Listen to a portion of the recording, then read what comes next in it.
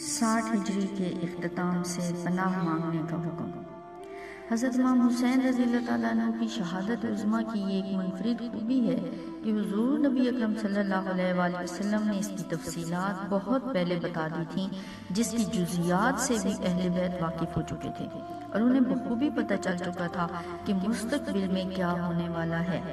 ان حیرت انگیز اور قبل از وقت تفصیلات کو معجزانہ پیشن گوئی کے سوا کوئی نام نہیں دیا جا سکتا۔ یہی وجہ ہے کہ میدان صفین کی طرف جاتے ہوئے راستے میں حضرت علی کرم اللہ وجہہ نے کربلا کے ان مقامات کی نشاندہی کر دی تھی جہاں ان حضرات کو شہید ہونا تھا۔ ان واقعات کا بنظر غور جائزہ لینے سے پتہ چلتا ہے کہ حضور نبی اکرم صلی اللہ علیہ وآلہ وسلم نے دیگر تفصیلات کے ساتھ بعض خاص لوگوں کو ماہ و سال سے بھی آگاہ کر دیا تھا، اور وہ حتمی طور پر جانتے تھے کہ یہ افسوسناک سانحہ کب وقوع پذیر ہونے والا ہے۔ حضرت ابو ہریرہ رضی اللہ تعالیٰ عنہ بھی ان خاص لوگوں اور محرم راز دوستوں میں سے تھے جنہیں اچھی طرح علم تھا کہ 60 ہجری کے اختتام تک سیاسی اور ملکی حالات مستحکم نہیں رہیں گے، بلکہ ان میں نمایاں تبدیلیاں آ جائیں گی۔ حکومت کی دیکھ بھال ایسے غیر صالح اور اوباش نوعمر لوگوں کے ہاتھ میں آ جائے گی جن کے پیش نظر امانت الہی نہیں بلکہ تعیش زندگی ہوگی، اور وہ اقتدار کو عیش و عشرت، شراب و کباب، بدماشی، آوارگی، بدکاری اور عوام پر ظلم و ستم ڈھانے کے لیے بے دریغ استعمال کریں گے۔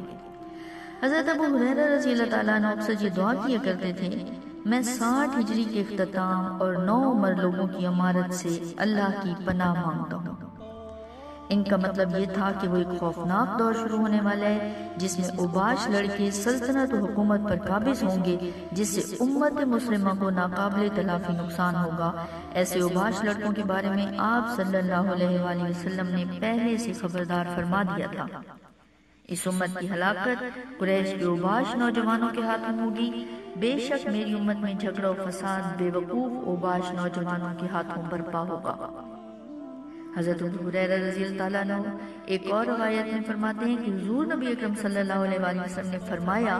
کہ اہل عرب کے لیے اس شر کی وجہ سے تباہی و بربادی ہے جو 60 ہجری کے اختتام پر قریب آ چکی ہے۔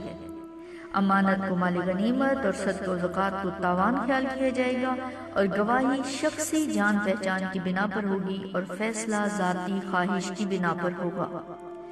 حضرت ام سلمہ رضی اللہ تعالیٰ عنہ روایت کرتی ہیں کہ رسول پاک صلی اللہ علیہ وسلم نے فرمایا، میرے جگر گوشے یعنی حسین بن علی رضی اللہ تعالیٰ عنہ کو 60 ہجری کے اختتام پر شہید کر دیا جائے گا جب ایک اوباش نوجوان ان پر چڑھائی کرے گا۔ حضور نبی اکرم صلی اللہ علیہ وآلہ وسلم کی پیشن گوئی کے مطابق 60 ہجری میں قبیلہ قریش کے شخص بنو امیہ کا اوباش نوجوان یزید بن معاویہ تک نشین ہوا، اور 61 ہجری کے ابتدائی دنوں میں سانحہ کربلا پیش آیا، جس کا واضح مطلب یہ ہوا کہ حضور صلی اللہ علیہ وآلہ وسلم نے یزید کی حکومت سے پناہ مانگنے کا حکم فرمایا تھا اور بتا دیا تھا کہ یہی وہ شخص ہوگا جو اہل بیت کے خون سے ہاتھ رنگے گا۔ اس لیے حضور صلی اللہ علیہ وآلہ وسلم کے حکم کی پیروی میں ابو ہریرہ رضی اللہ تعالیٰ عنہ یزید کی نوخیز اور لاؤبالی حکومت اور اس کے ظلم و ستم سے بھرپور دور سے پناہ مانگا کرتے تھے۔ آپ رضی اللہ تعالیٰ عنہ کی دعا قبول ہوئی اور آپ 1 سال پہلے ہی اس دنیا سے رخصت ہو گئے۔ یزید کی تخت نشینی اور طلب بیعت۔ حضرت امیر معاویہ رضی اللہ تعالیٰ عنہ کی وفات کے بعد یزید نے تخت نشین ہوتے ہی اپنی بیعت کے لیے ہر طرف خطوط اور حکم نامے جاری کر دیے۔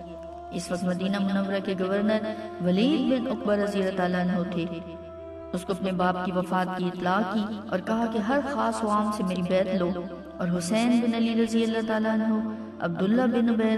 زبیر رضی اللہ تعالیٰ عنہ اور عبداللہ بن عمر رضی اللہ تعالیٰ عنہ سے سب سے پہلے بیعت لو، اور ان سب کو ایک لمحے کی بھی مہلت نہ دو، کیونکہ یہ امت مسلمہ کی ایسی بلند پائے شخصیات ہیں کہ جن سے یزید کو اندیشہ تھا کہ کہیں ان میں سے کوئی فرد خلافت کا دعویٰ نہ کر دے۔